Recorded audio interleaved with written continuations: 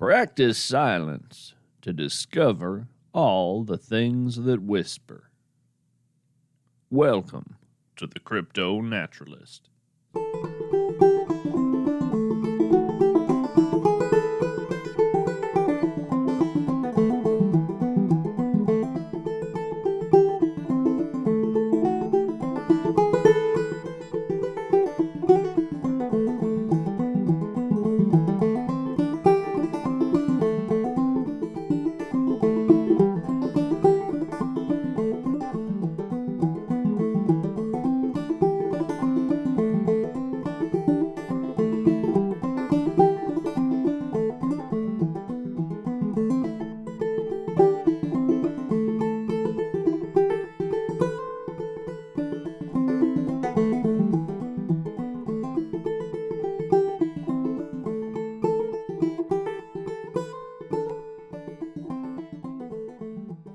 Hello, friends.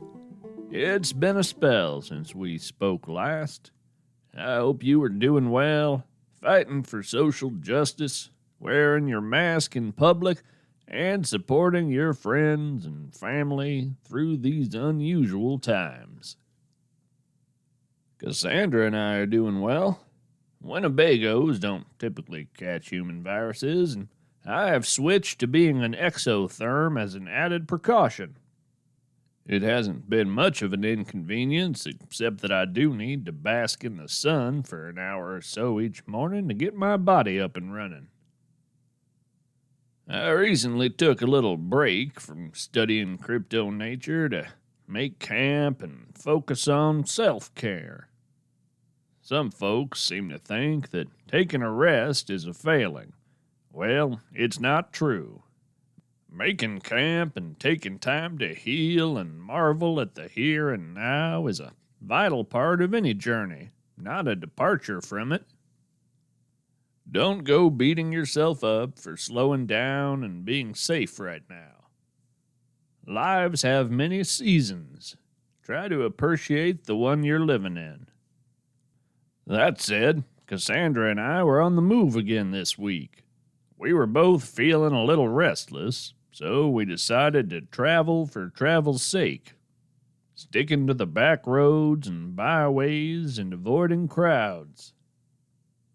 I stopped to get Cassandra gas in a dusty Rust Belt town that was deep in a cool summer drought, an unusual combination. I'm not entirely sure why Cassandra wanted the gasoline. She certainly doesn't use it for fuel, but I don't like to pry into the business of my friend, vehicle, and roommate. I ambled into the station to buy an emergency rain poncho and a few quarts of synthetic oil, the basics. I walked around Cassandra looking for road ticks and lingering damage from a small localized hailstorm that followed us for a few days in late June. Everything looked fine. There was a dinner plate-sized moth the color of molasses obscuring my license plate, but I managed to coax it into a more felicitous spot just above the wheel well. As I prepared to climb back inside, I spied an elderly fellow turning in slow pirouettes on the tip of one shiny black shoe out at the edge of the parking lot. His other leg trailed behind like the tail of a kite in a slow-motion breeze. It was mesmerizing. It looked a bit like an underwater ballet, but the fellow doing the dancing was utterly uninterested in his own performance. I moved closer. He whirled on, drifting here and there like a dust devil wandering some parched prairie. His face was tan, and his mouth hung open in a dark O. Fine white hair danced above his scalp like mist on the surface of a pond. His eyes were the dark gray of sun-faded asphalt, and moved to study me with each rotation in my direction. "Hello," I said. "That's quite a talent for movement you have." He didn't respond, but I thought his eyebrows rose a tad. There was something out of step about the man. He was there, but he also wasn't. At least he wasn't there in the way he appeared. For one thing, he was completely silent. No scrape of shoe leather on concrete, no sound of effort or breath. He was an image, just an image, like the ripple of light above a hot road. Well, I appreciate meeting you and seeing your fascinating movement. You have yourself a good day now. Just because something isn't really there doesn't mean you can't be friendly with it. I moseyed on over to Cassandra and asked her to take a look at the fella. She could see him as plainly as I could, but she couldn't sense anything else. That's very unusual for Cassandra. She has a heck of a lot more senses than me, including 4 senses that are second cousin to smell, but with only the slightest family resemblance. Let's take a drive around this town, I suggested. I think it's about time to put on the CryptoNaturalist hat again. Cassandra's hat dispenser dispensed a new CryptoNaturalist hat with a pneumatic whoosh. I put it on.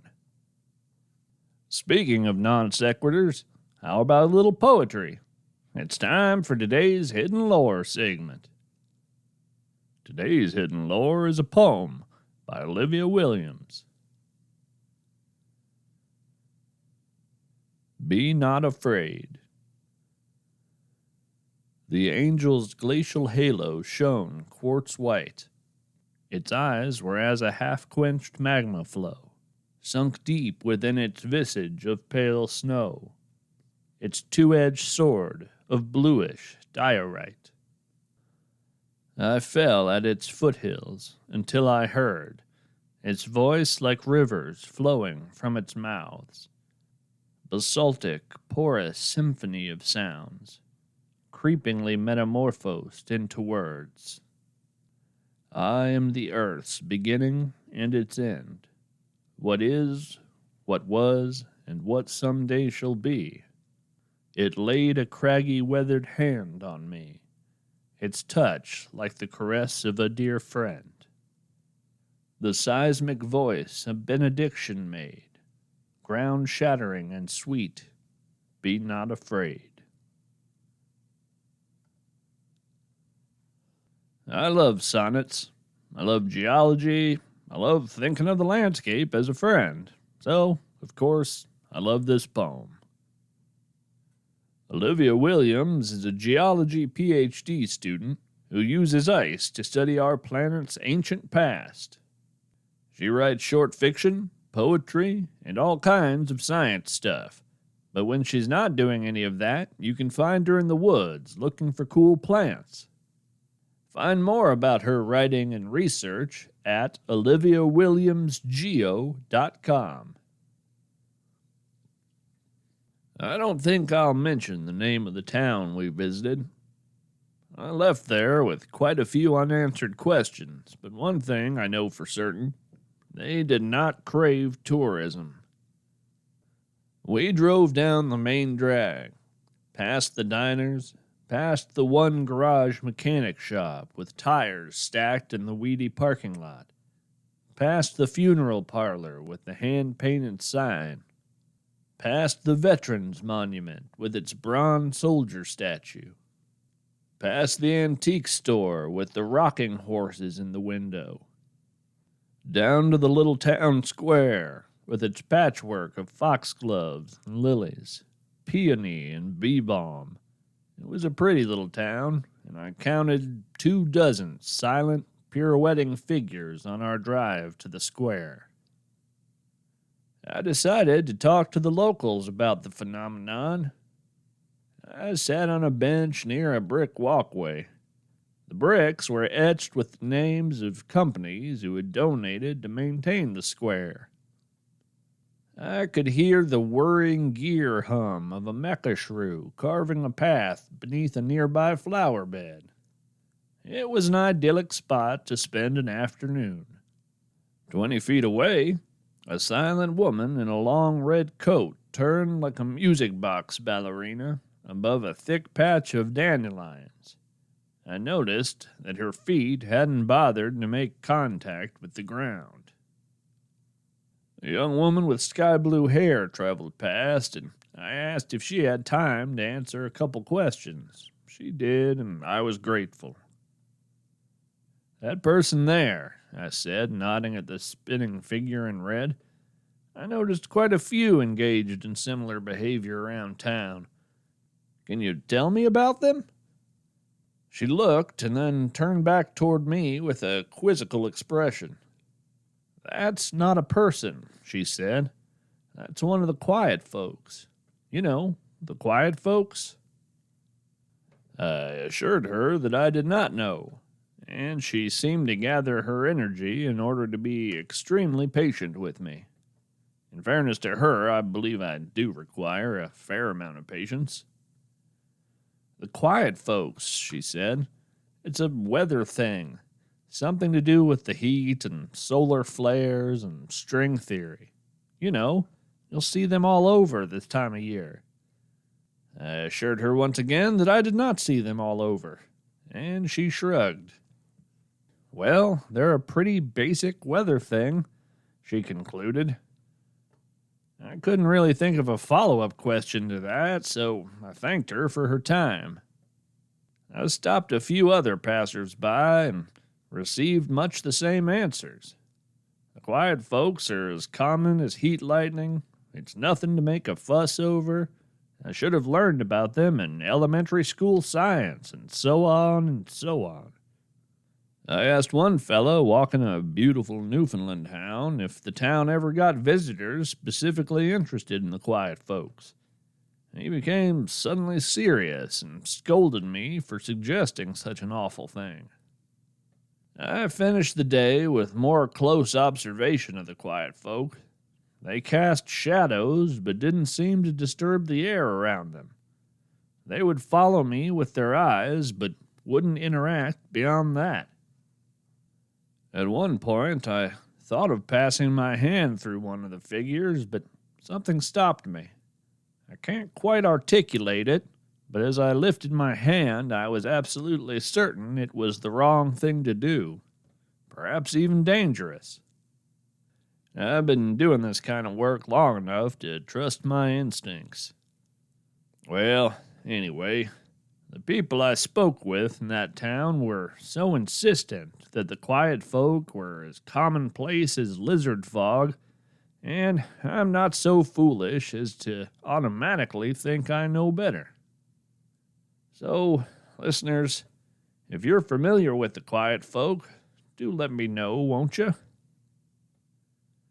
Well, I see we're getting short on time, and looks like we have a new field report. So, let's take a listen. This is Paul Hogan, transmitting on CryptoNaturalist frequency 11581. Eagle-eared listeners will know that this is my first transmission, so let me make one thing clear. No, this isn't the actor Paul Hogan. I hadn't seen or heard of the Crocodile Dundee movies until last Sunday. After watching them, I frankly do not understand the appeal of the films, but seeing them cleared up a lot of confusion I've had over the last few decades. Yes, I lived in the Australian outback for some time. Yes, I carry a large knife. Yes, I occasionally indulge in light-hearted vigilante justice, but the similarities end there. It still doesn't explain why folks are so amused by my nickname, but let's move on. I transmit today to talk about cormorants. I've made a discovery while watching the double-crested cormorants of Lake Erie. You likely know cormorants for their incredible diving skills, but I have new information. The bird that dives down is not always the bird that returns to the surface. I first had this suspicion through noticing tiny variations in beak coloration. I confirmed my theory by marking individual birds using tiny cowboy hats and endless patience. A behatted bird would dive. Sometime later, a hatless bird would surface. Okay, I have two working theories to explain this. One, the cormorants have a massive, concealed aquatic city deep beneath the Great Lakes, a place of learning and culture and unimaginable technology, probably fish-themed architecture too. 2, the hats are falling off underwater. Now, there is some weak circumstantial evidence supporting the second hypothesis in the form of my occasionally sighting the hats floating on the lake's surface, sans cormorant. But obviously, it's far too early to make any conclusions until I launch a full investigation. I send this transmission now in case my study proves to be more dangerous than I had hoped. Let's just pray that the cormorant civilization is less warlike than we landwalkers. Wish me luck. Paul Hulk Hogan signing off. Thank you, Paul. I hope you can make diplomatic inroads with the cormorant civilization. I would dearly love to visit such a place. Let's see. Before we go, in CryptoNaturalist community news, the radio I visited in the Adirondacks back in episode 31 has gone missing from its stump. Let's hope it just decided to go for a wander. I'm sure its friends and family are eager to see it return to its mossy resting place. Looks like that's all for now. Remember, we're all strange animals, so act like it.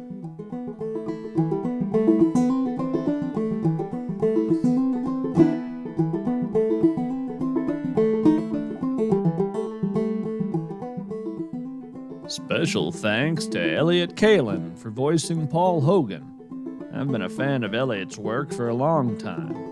He was the head writer on The Daily Show with Jon Stewart. He was also the head writer of the new Mystery Science Theater 3000. Plus, he co-hosts my favorite movie podcast, The Flophouse. You should give it a listen. I also recommend checking out his children's books, Horse Meets Dog, and, coming soon in September, Sharko and Hippo. If you have $1 or $2 to spare for Winnebago gas and podcasting equipment, I sure would appreciate it. Exclusive stickers, pins, shirts, and access to bonus content and strange expertise on strange topics await you at our Patreon page, patreon.com/CryptoNaturalist. You'll find information on submitting your work for our Hidden Lore segments in the About section of our website at CryptoNaturalist.com. The CryptoNaturalist is written and read by me, Jared K. Anderson. Special thanks to Adam Hurt for use of his song Garfield's Blackberry Blossom from his album Insight.